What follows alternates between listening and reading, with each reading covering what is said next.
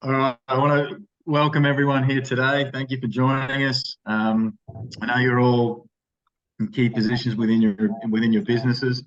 Coming here to listen to Murray and myself for 45 minutes, is a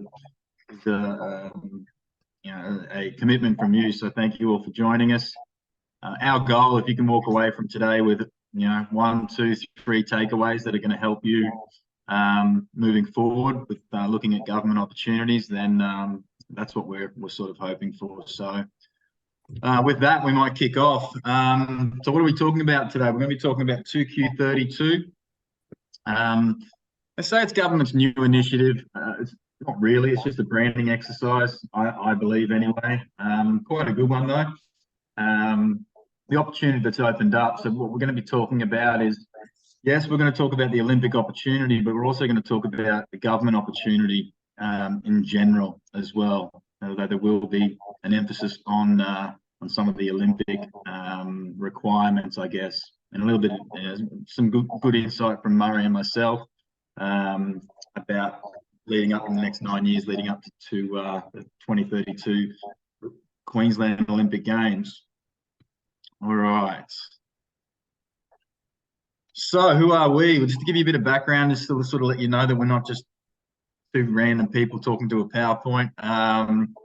My name's Thomas Pollock. I'm the founder of a company called GovReady, and we exist essentially to help small to medium businesses to accelerate and diversify into government revenue streams. So help them get ready and then help them transition into actually supplying government.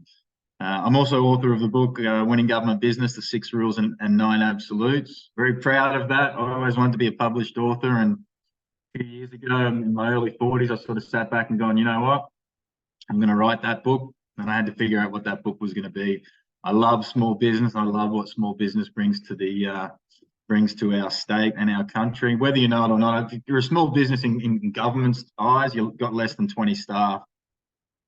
I suspect we've got a good percentage of businesses who are in that small business sector or medium business sector, and whether you know it or not, 44 cents in every dollar that you guys earn and we earn stays in your local community. And big business, it's a lot less than that. So yeah, I was very proud I got that book published just before the COVID lockdown, the first one, which was interesting. And then Business Chamber Queensland found out about the book. And they were doing a roadshow throughout Queensland about helping their members to get into government. They asked me to present those, and that's really where GovReady came about. There was a massive appetite when I was flowing around for small businesses to understand more about how to get into government, what they got to do, how to engage, etc. So yep, that's me. Murray, if I could hand over to you to give us a bit of an intro. Yeah, thanks, Tom. I'm Murray Spears. I started EQA just over 20 years ago. I saw there was a real hole in the market where we had a big discrepancy between overpriced QA professionals and what businesses actually need. And it's my little goal to change industry's perception of QA so that it can work for everybody. So that's me. Awesome, thank you. All right. So what is 2Q32? Little bit of a graphic here to sort of summarize it all for you. So we've got government, and we have a lot of government opportunities that are coming out, not just for Olympics related, but every day government go to market looking for different products and services.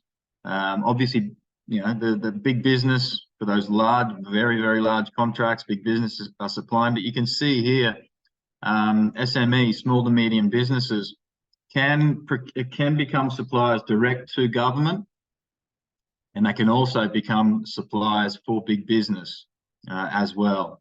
And that's all leading up to a massive opportunity leading into the 2032 Olympic Games. What does the opportunity look like? There was a big announcement. I was surprised. I was sitting down for brekkie with my kids last week, I think it was, last Tuesday morning, watching one of the morning shows, and there was a big story about Queensland Government's announcement that they will be procuring just over $180 billion worth of products and services over the next 9 years leading up to the Olympics. And this is a huge, huge opportunity. I just wanted to ask now, if I could, of the people that are here in this event today, if you could just chuck in the chat box there, if you've actually tried to win a government contract or try to be part of a government contract in the past, but either failed or succeeded. I'd love to get a bit of an idea as to what we've sort of got here. So if anyone's able to chuck anything into the chat.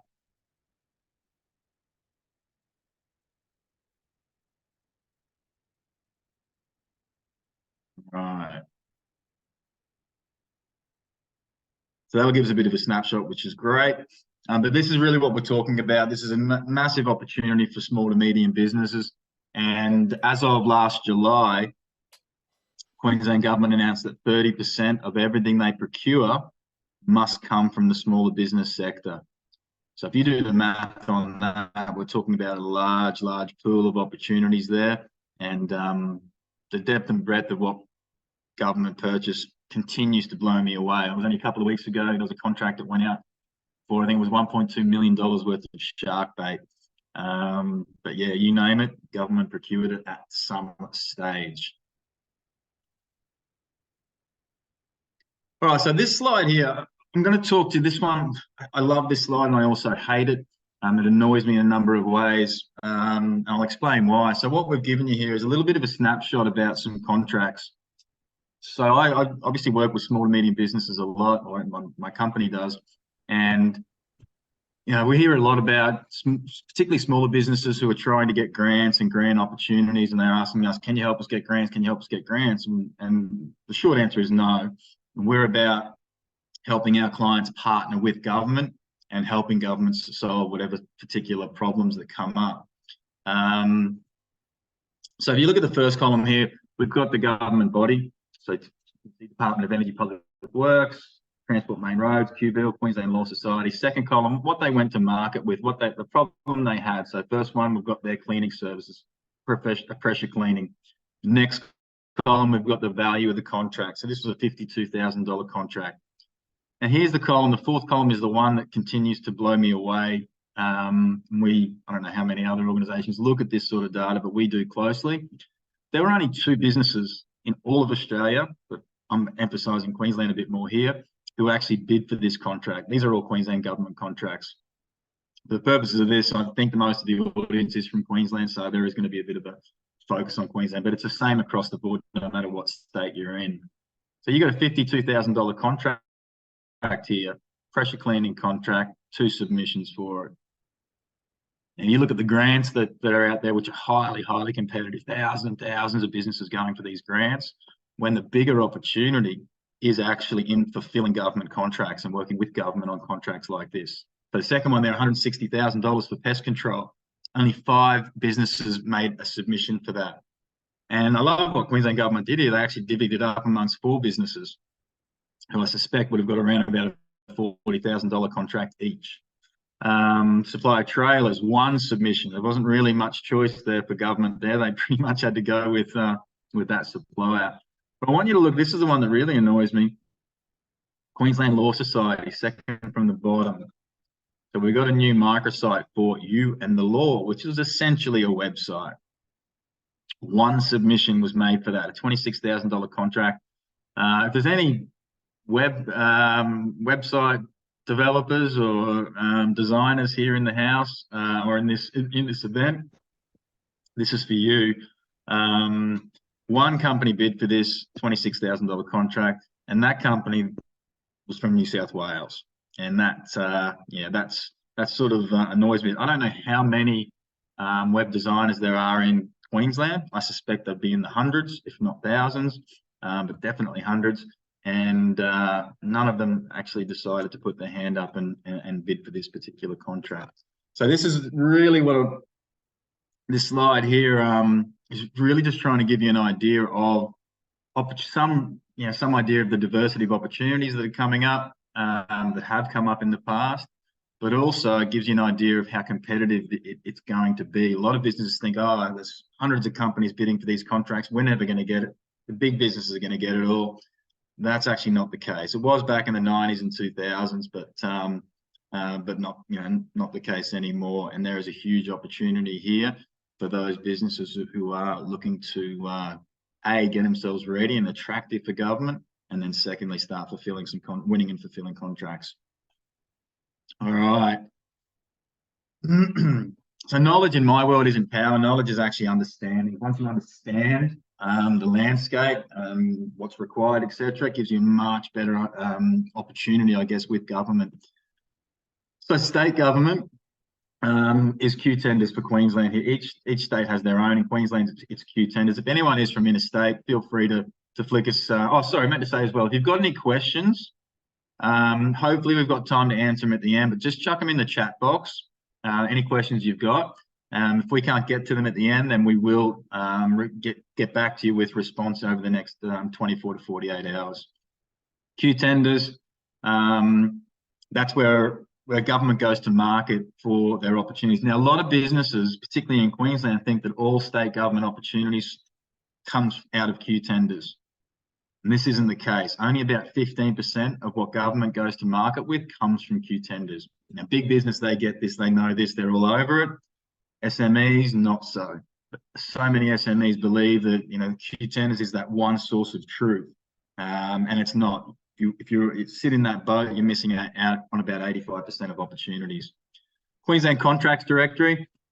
We can send you links to all of these as well. If you want the links, just flick that in the chat box and we'll get them out to you.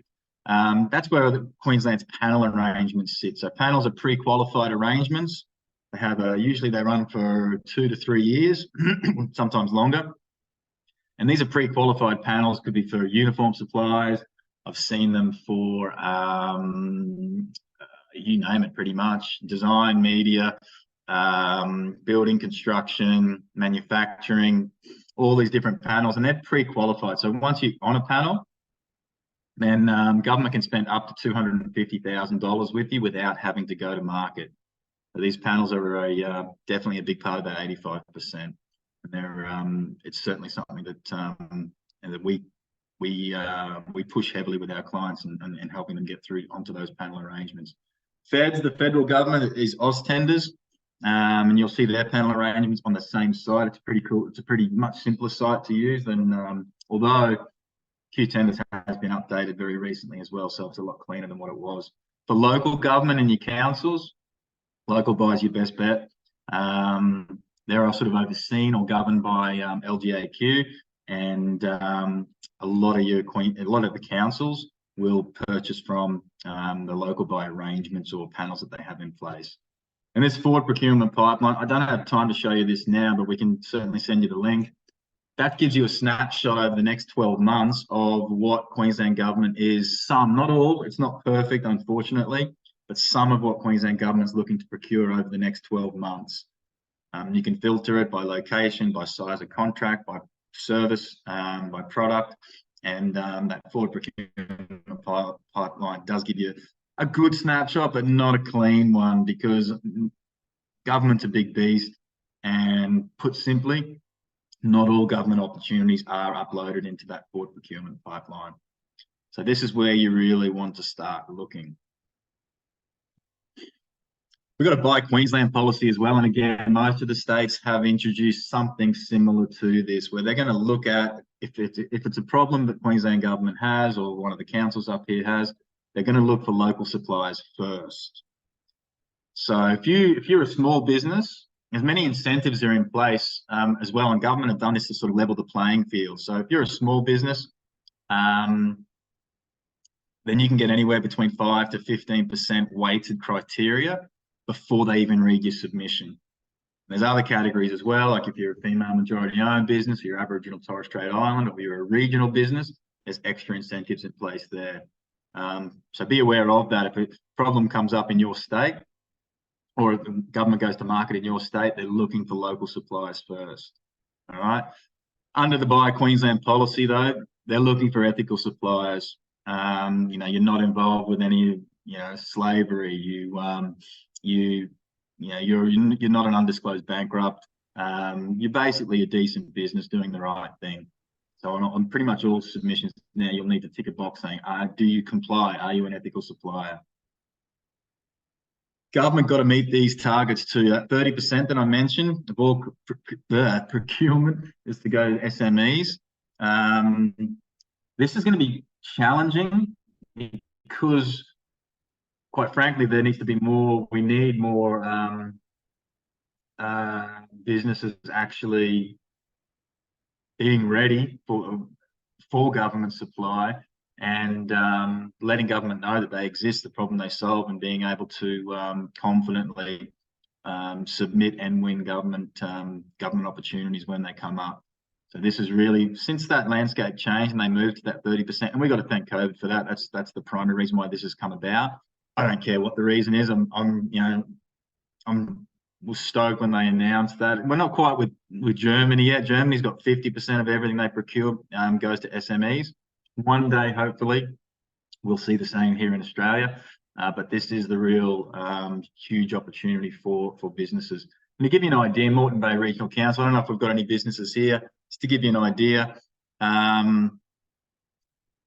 the contracts under 50K, they must go to their local businesses first. And 50K contract, well, it's small change, not small change to government, but to local councils, it's not, but the state government would be. But that 50K contract to a small business can mean the difference between an average and a good month, or sometimes an average and a good year, or a great year.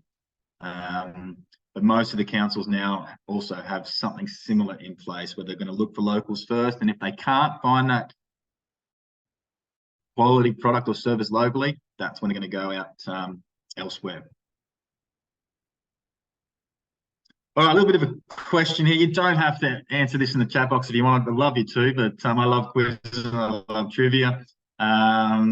So quick question for you. Since 2018, the Buy Queensland policy has seen how much money distributed to our SME sector? So we got A, 3.6 billion, B, 13.6 billion, or C, 36 billion. Another answer in your head, or chuck it in the chat box. Countdown, 3, 2, 1. $36 billion. So this is not a wishy-washy policy.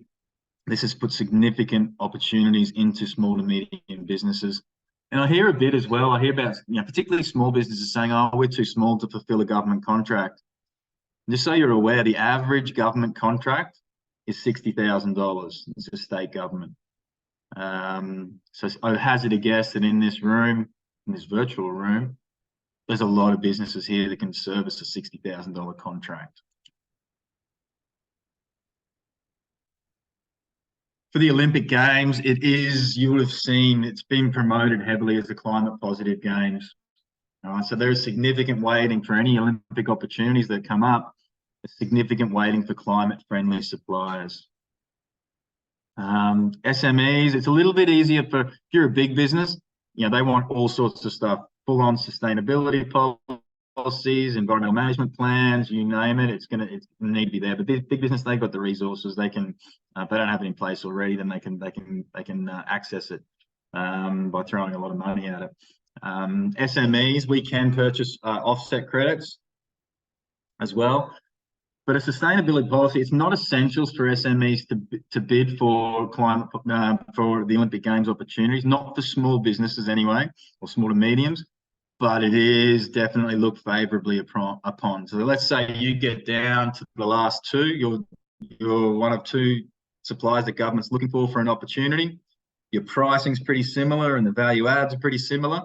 They're going to be looking for businesses which, if you've got a sustainability policy in place and your competition doesn't, these are the types of things that are going to get you over the line. Quality assurance is another one, which Murray's going to speak to a fair bit shortly. All right, I'm out of time. Business Chamber as well, Business Chamber Queensland. If you're a small business, and the rumour has it that EcoBiz, which is a program under Business Chamber Queensland, EcoBiz is going to be potentially, don't quote me on this yet, but this is what the rumour is, that EcoBiz is going to be the minimum requirement the government's looking for when choosing suppliers for the Olympics.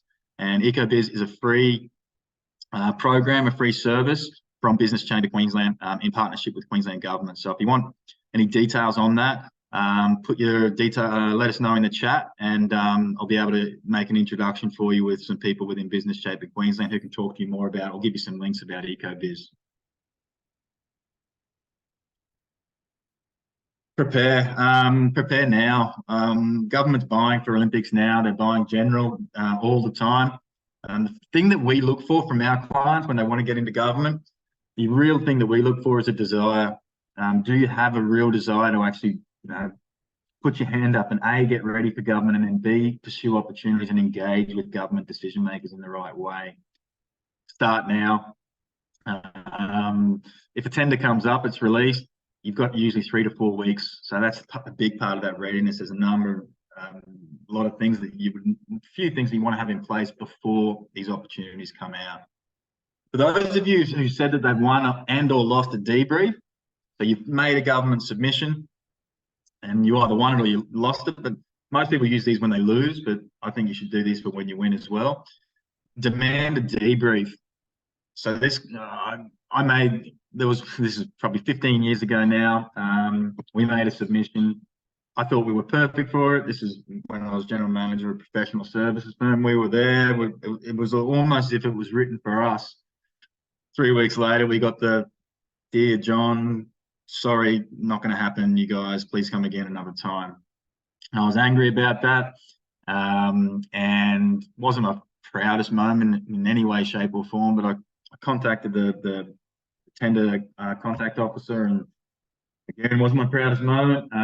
But luckily, I had a really nice lady on the end of the line. She stopped me and she goes, "Hey, why don't you just come down? We'll give you a debrief, and you can talk about we'll talk about where you fell down." Debriefs are really, really powerful. They're not always going to tell you that a debrief's available, so just ask for it. Say, "Look, we lost out.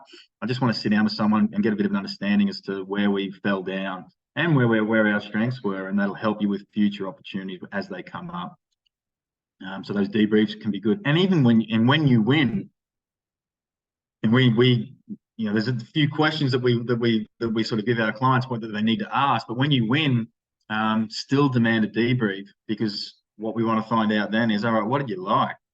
Because once we know exactly what they like, what set us apart, then you can use that obviously for future to help increase your chances for future government opportunities. Partnerships. Big business does this so well. What's the new one they've got out? Disney have partnered up with Woolies with those cards. My youngest boy's pretty much obsessed with them, all the Disney characters, and you go and buy them. So Disney come together with Woolies, 2 massive organisations, and they're reaping the rewards of that partnership. Small businesses, we don't do it real well at all. Partnerships are very, very valuable. Really valuable in the private sector, but in the government sector, when you're making a submission, there were millions of dollars worth of contracts back in the early 2000s that we missed out on. Didn't even bother bidding for them, because we'd look at the opportunity and go, you know what, we can only do half of that. We can't do it all, so we're not even going to bother bidding. It was a few years later that I was educated about cooperative bids or collaborative bids, where 2, 3, 4 small businesses come together to present that one solution to government.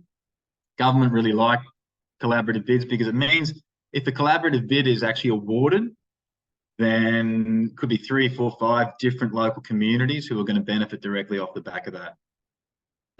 So have a look. Partnerships, the key phrase, I guess, we talk to our clients about is businesses that that complement your business but don't compete. They're potential partners. Evidence. When you're doing a submission for government, you can say all the things you want. We've got the best people, we've got the best widgets, we do this, our customer service is fantastic, etc., etc. But it all means nothing unless you actually have evidence to back it up.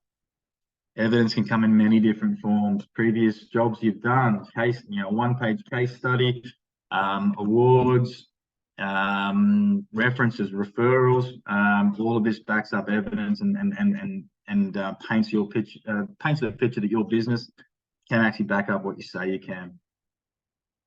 And CSR or ESG, corporate social responsibility, environmental. Oh, looks like my video's gone. Hopefully that's back up. Corporate social responsibility, environmental, social governance. This is basically how businesses are giving back to the community. This is becoming more and more emphasised when government are looking at potential partners to supply. They're looking for businesses which are good businesses who are actually supporting the community as well. So this is something that I would love you to start considering in a bit more serious way if you're not already. All right. So a quick question, and I think we're running out of time, so I'm going to have to hand over to Murray. KPMG estimates 2032 Olympics will deliver how much to Queensland's economy? 4.6 billion, 6.9 billion, or 8.1 billion to the economy. So 8.1, I actually am not too sure about this, and with the big four consulting firms and everything that's going on with them, I haven't actually, I would have thought this would be a much larger figure, but this has come out of KPMG, who were commissioned by the government to produce that report. All right, just very quickly, what we do at GovReady, we essentially we customize, we deliver and design and deliver customized government engagement plans for our clients. So what took me back in the day 4 to 5 years before we started winning government contracts, the government engagement plans accelerate that down in a much quicker time frame. So we bring everything together. We look at the business across 6 main areas that government look for in their suppliers, and we tailor that government engagement plan. It's what most don't have, and I didn't have back in the day was an actual plan, strategy, where to go, what to talk, who to talk to, how to engage with government in the right way, how to locate these decision makers, how to let them know that problem you solve and that you are ready or you are getting ready for government supply.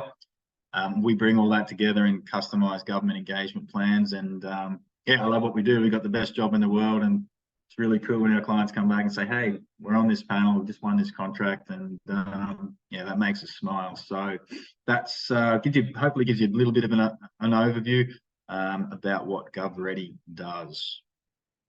All right. With that, I'm going to hand over to Murray. This guy is the legend on quality assurance. He's going to walk you through a few things now, which are going to help position you for Olympic contracts and government contracts and big business contracts, for that matter, in general. So over to you, Murray. Thank you, Tom. I think the first thing you need to take away from Tom's thing is what you guys have heard, and what we've all heard about government contracts in the past. It's all changed.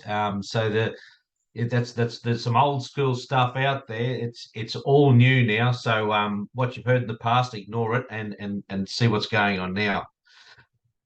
As you've seen, the government's going to be spending billions and billions of dollars. So how do you get involved? The first step is obviously you need to have a product or a service that they want, and nobody can create that for you except you. So you need to be having a look at these things and making sure that you've got what they want.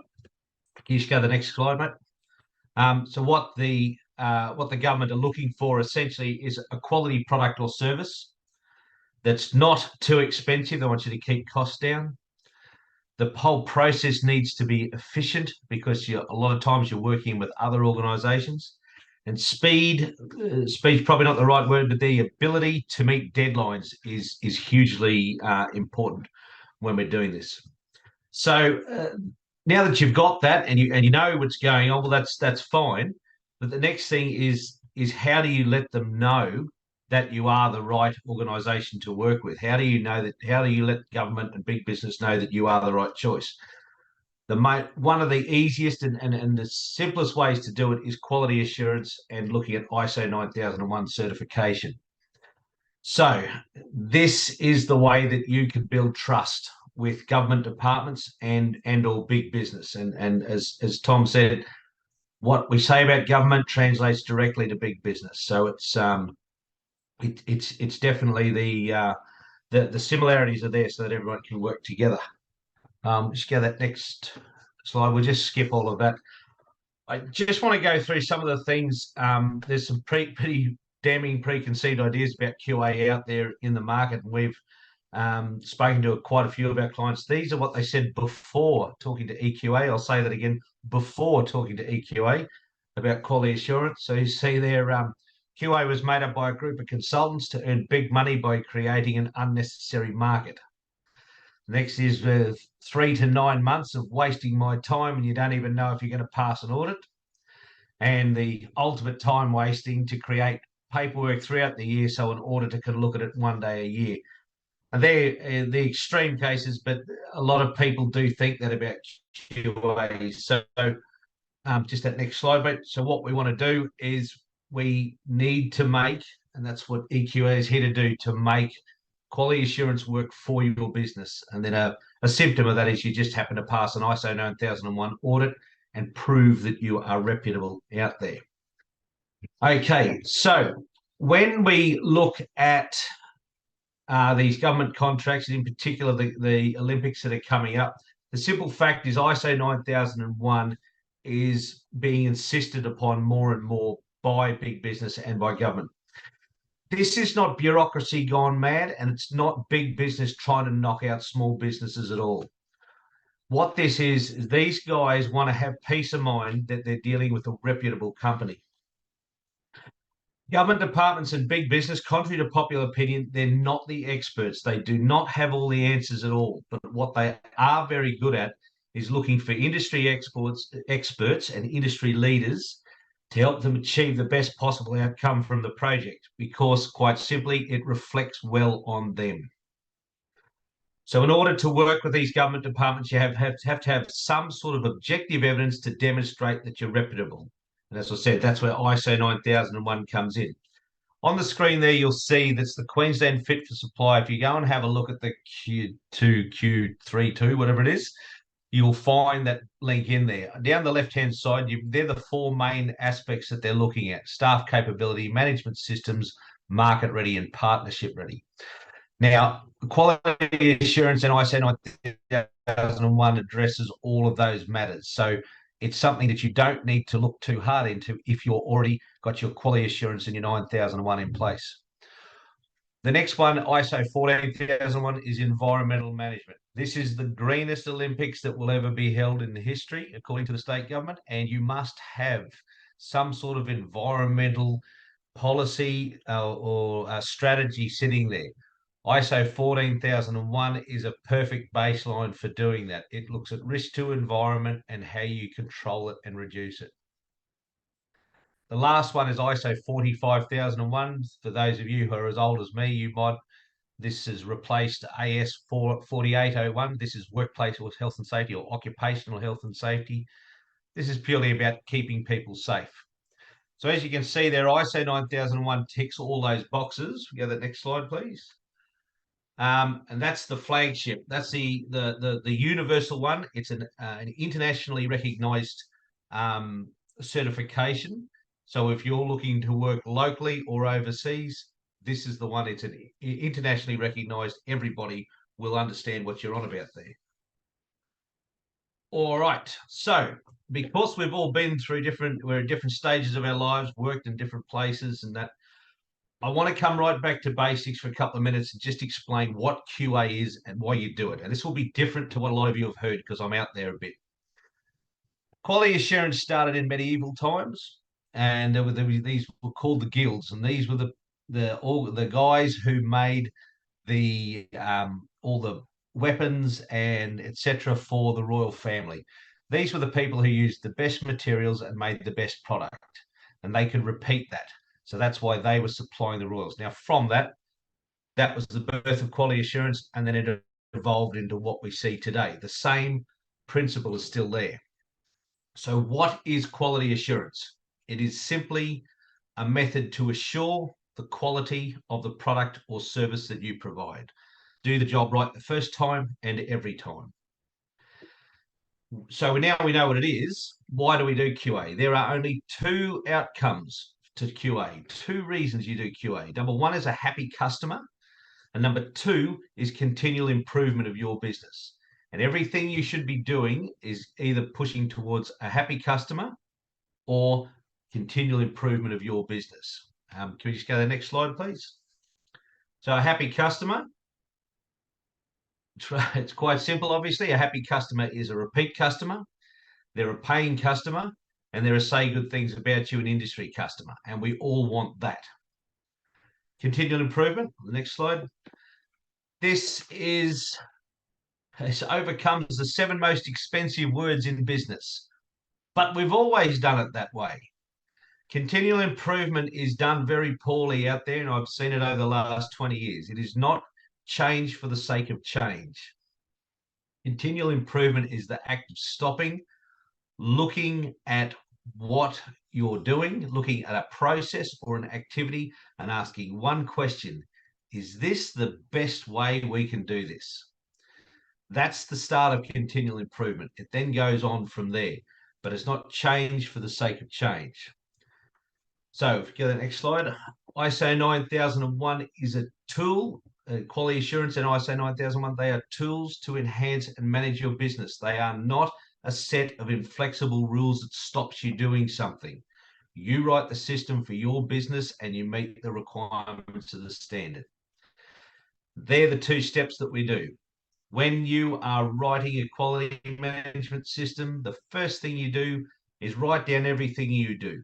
Ignore the standard, ignore everything. What do you do in your business and why do you do it that way? Then you take the standard, you twist and turn that standard and you make it fit into your business. Never ever change your business to fit a standard, because you will not be able to repeat. You will not be able to produce a quality product that keeps your customer happy, and therefore you won't be certified, and therefore you won't be able to get government or big business contracts. I'll give you a couple of examples of this working. We had a Western Australian transport company who called us up a couple of years ago and said, we've got a contract coming up in 2 months. We're never going to get that, but we need to start the quality assurance process now, so we're certified in 12 months' time so I can get next year's contract. I hopped on a plane and went to Perth, and I did what EQA does. We documented what they do in their business, ignoring everything else. We wrote the system. 2 weeks later, he was certified. Now, he passed that audit because he could talk to his QA system, because it was what he did. We didn't change the way he did business. The other thing that meant was he was eligible and won that contract that year and the next year. So his $1.2 million windfall turned into a $2.4 million windfall. So it was because nothing was changed in his business. We just enhanced it. Another quick story of a Brisbane solar company. These guys worked out a few years ago that the solar, residential solar market was becoming exceptionally competitive, and they wanted to future-proof themselves. So they decided to get quality assurance, workplace health and safety, and environmental, all 3 standards, which meant they can now double their customer base because they're looking at government and they're looking at big business. And what they've done is they future-proof their business, because they now can work with whom they want to work with, not who they have to work with to keep the business viable. And they've got the right mix between residential, government, and industry to keep their business at its best possible peak. I spoke about continual improvement before. As I said, continual improvement is something that must be done. We had a client who's a macadamia nut farmer. He was having a whinge and a moan about not having any time. So I took a job off him one day and gave it to his supervisor. And I said, you've saved 30 minutes every day. I now want you to spend 10 minutes just looking at something in your factory every day. Don't think about anything. Don't take your phone in. Don't talk to anyone. Just watch a process. This ended up with him working out there was a lot of product going out his waste. He fixed that problem, and after he paid for everything to be fixed and for new employees to come and work there, he put $189,000 on his bottom line every year. I was happy. He was disappointed because he'd worked out how much money he'd lost in the last 5 years. That's another point. So that's a few stories of how quality assurance can work. Just with ESG now, ESG is very important. It is whether you believe in climate change or not, I couldn't care less. It is here and it is here to stay. and it is going to be a requirement more and more for business and more for government, and it is an absolute requirement for anything to do with the Olympics coming up. There's a lot of muddiness and a lot of talking out there about net zero, and it's a wonderful goal. It's like me marrying Elle Macpherson. It's a wonderful task, a wonderful goal, never ever going to happen. And what that means is a lot of companies are just going, we're never going to reach net zero, so we're not even going to try. We don't know how to get there. What we're saying to our clients, if we can go to the next slide, please, is have a look at these three things. Put something in place that you are going to look to reduce your electricity, reduce your fuel usage, and reduce your waste. Three things that should be common. If you don't have all of them, don't do all of them. But the first thing we need to do is benchmark how much we are using, not dollar value, volume. How many kilowatts are you using? How many liters of fuel are you buying? How many industrial bins or whatever of waste are you producing? Benchmark it now. And then if everybody tries this week, try to reduce that by 1% in the next month. See how you go. And then get a little bit more bold. If you think you can do it better, see if you can reduce it by 10% over 12 months. This is not a quick fix. This is not an easy thing. But if everyone starts somewhere, then we all get to move along together. The third point about this is make sure that you record it. We are coming into a world, the next generation who's coming through, love them or hate them, in the next 7 to 10 years, they're going to be running this place, so I wouldn't be making enemies with them. They need you to prove. It is no longer good enough to stand there, beat your chest and say, we're going to be net zero by 2035, because they're going to ask, how? And you're going to stand there looking like an idiot saying, well, we'll just, we'll do a bit of this. Okay, what strategies have you got in place? What things have you started doing? Show me that that this is real to you and you're not bullshitting me. If you can't prove it, they will walk away and it'll be to your detriment. So we need to make sure, number one, do little bits. Don't worry about what the rest of the world is doing. Do your little bit for yourself. If you try something and reduce it by 10%, you tell someone else, they reduce by 10%, we get an effect where everybody starts to reduce and we start to win overall. It becomes something that makes sense to us. All right, so just recapping now, we'll just go through these slides one by one. The next one, ISO 9001 is becoming more and more of a requirement to work with government and big business. The second one, ISO 9001 gives your clients peace of mind that you are reputable. The next, QA is there to enhance, not change the way you do business. If it's changing the way you do business, you're doing it wrong. And the last one, ISO 9001 certification is a key that opens a door that you currently can't.